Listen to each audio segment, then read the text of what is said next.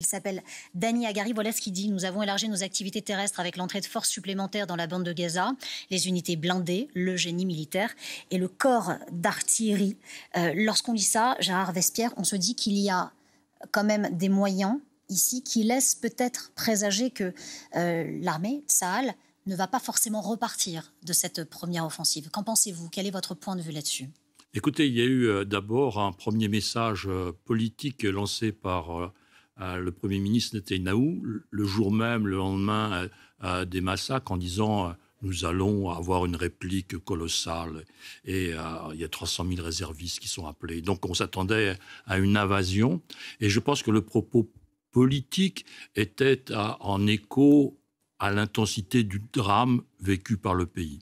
Mais il y a la réalité, c'est-à-dire qu'une invasion de plusieurs centaines de milliers de soldats israéliens vers Gaza, c'était aussi exposer l'armée israélienne qui venait déjà de perdre 331 soldats. Donc il a été réfléchi à un plan qui a été première étape, des incursions. On est rentré 10 heures, 12 heures, on est ressorti pour tâter le terrain, poser un certain nombre de systèmes de détection. Et donc maintenant, deuxième étape, on a confirmé cette pénétration avec l'arrivée de blindés et des hommes supplémentaires. Donc Vous considérez que c'est une seconde étape ici, hein? C'est une seconde étape par rapport à celle qui a été vécue il y a 3 à 4 jours. Donc qui était de rentrer et de sortir. Maintenant, on rentre, on reste. Il y a 2 couloirs établis qui sont d'ailleurs perpendiculaires. Donc il y a vraiment un schéma tactique qui est en place, un qui est vers le nord, l'autre vers le sud, le long de la rivière Bazor. Donc tout ça est bien calibré, si je puis dire, et devrait rester limité pour les jours à venir. Quelques centaines ou milliers d'hommes en plus, mais on ne va pas venir, à mon humble avis, vers des attaques de dizaines ou de centaines de milliers de soldats. De plus grande ampleur. Voilà, pas maintenant, absolument. en tout cas, c'est ce que vous nous dites. La zone de Gaza a été divisée en 2, n'est-ce pas? Oui. L'armée israélienne a dit passez la rivière Bazor, dégagez le nord. Donc déjà, on a l'interprétation que l'attaque ne sera pas globale, puisque la zone de Gaza a été divisée en 2 et que les civils, on leur a demandé de se rapatrier vers le sud. Donc le combat va avoir lieu vers le nord, là où les 2 corridors sont déjà en place. On va revenir. Gérard Vespierre, restez avec nous, hein, on revient vers vous dans un instant, Louis Saillon. Gérard Vespierre, lorsqu'on entend Louis Saillon nous exprimer ce que sont aujourd'hui les tunnels, ça peut paraître inquiétant pour cette armée Tsahal. On ne peut pas entrer parce que c'est trop profond, trop noir, on ne sait pas qui est à l'intérieur. Il faut qu'on bombarde, mais on ne sait pas vraiment si, on va détruire les membres du Hamas ici, ou des otages, ou que sais-je. Comment est-ce que ça peut s'organiser, cette offensive israélienne, avec toutes ces interrogations encore? Effectivement, c'est compliqué, mais je crois qu'il faut essayer de serrer les choses. D'abord, le renseignement. Si Tsahal a eu un problème de renseignement le 7 octobre, en tout cas peut-être pas dans les informations recueillies, mais dans les informations traitées, les alertes étaient là, mais on n'a pas su percevoir l'intensité de l'alerte. Depuis une dizaine d'années, les services de renseignement israéliens ont certainement une très bonne idée, premièrement de l'organisation du Hamas et de son bras armé, les brigades Al-Qassam, donc l'organisation, les noms, les lieux, etc., etc. Deuxièmement, sur l'infrastructure aussi. Je ne peux pas croire que depuis 15 ans, les photos aériennes, le renseignement humain, etc., n'ont pas permis d'établir déjà un premier schéma de ces tunnels. Donc il y a une base opérationnelle possible.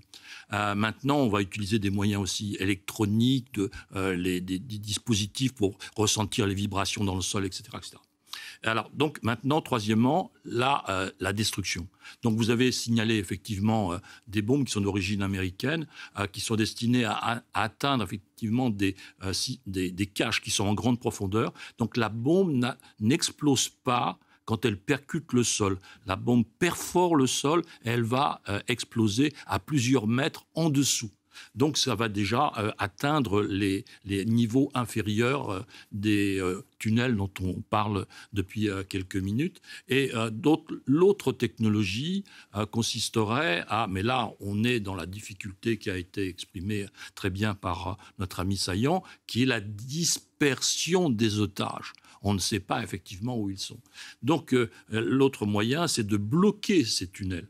Et il y a donc là un dispositif qui s'appelle des bombes éponges. Ce sont deux liquides qui sont séparés et qu'on réunit au moment de les utiliser et qui feront de la mousse. Une mousse qui se solidifie très très rapidement. Donc ça veut dire qu'on va obstruer les tunnels d'accès et les voies de sortie de ces tunnels, donc rendre prisonniers les gens du Hamas qui sont à l'intérieur. Donc voilà des dispositifs, il n'y a rien de magique, il n'y a rien d'absolu. On est vraiment dans une démarche très, très pratique, pragmatique, mais voilà l'ensemble des informations dont on dispose sur la cartographie, sur les moyens d'intervention. Il y a aussi la question politique derrière tout cela. Benjamin Netanyahou a dit qu'il ne ferait pas marche arrière. C'est vraisemblablement ce qu'ils sont en train de faire aujourd'hui avec cette offensive d'ampleur par rapport à ce qu'on a vu dans les derniers jours, plus de bombardements, etc., malgré l'intervention de la diplomatie du monde. On pense à la fois aux Occidentaux, aux Européens, mais aussi aux Américains. Qu'est-ce qui peut se passer dans les jours à venir? Alors vous avez raison, les hommes politiques font jamais de pas en arrière. Mais ce sont des gens très habiles, donc ils font un pas de côté. Il est où là le pas de côté? Il peut être dans des suspensions, je dirais de 24 heures ou 48 heures des frappes. Par exemple, trêve humanitaire, c'est ça? Ça peut survenir, ça peut. En tout cas, le choix est sur la table. Alors, est-ce que le gouvernement israélien va le prendre? Et deuxièmement, quand va-t-il le prendre? Ça, c'est effectivement la démarche qui est en train d'être négociée. Les négociations sont mondiales actuellement. Elles ne sont pas entre le Hamas et Israël, elles sont mondiales. Vous avez cité des pays, il y en a d'autres. La Chine a envoyé un envoyé spécial, la Russie aussi. Bon, tout le monde essaye d'intervenir pour éviter une déflagration beaucoup plus importante. Et rapidement, qui d'après vous aura le plus d'influence aujourd'hui sur les Israéliens? Est-ce que ce sont les Américains ou est-ce que c'est aussi la situation qui se passe de l'autre côté entre l'Iran et les États-Unis, où on bombe aussi ici le torse? Je crois que les États-Unis, étant les premiers contributeurs à l'effort de guerre et de façon structurelle, sont eux qui ont le plus de poids. Les Iraniens ne veulent pas la guerre. Les Iraniens veulent capitaliser sur les gains politiques. Des otages est une stratégie qui est marquée, qui est timbrée. Nous avons actuellement, nous Français, 4 otages, n'est-ce pas? Dans quel pays? En Iran. Dans quelle ville? À Téhéran. On retrouve le même acteur, le grand architecte de tout le dossier anti-israélien au Moyen-Orient, c'est le régime religieux de Téhéran. Donc, 2 jours après, le 7 octobre, le bras droit pour les affaires internationales du guide suprême a déclaré, c'est dans la presse iranienne à laquelle j'ai accès tous les jours, que les États-Unis avaient tué il y a 2-3 ans maintenant le général en charge des affaires internationales des gardiens de la Révolution, le général Soleimani. Le nom nous a été très souvent répété. Eh bien, l'ancien ministre des Affaires étrangères d'Iran, Valiati, auquel je fais référence, a dit « Vous avez cru tuer les initiatives des gardiens de la Révolution en tuant ce général, les événements depuis 48 heures vous donnent tort. » Donc ça veut dire que l'Iran reconnaît officiellement qu'elle est derrière l'ensemble de ces opérations et qu'elle en est le préparateur. Donc voilà. Et donc le mode de fonctionnement avec des otages en négociation. Pourquoi y a-t-il des otages? C'est ce que vous voulez dire, c'est un procédé.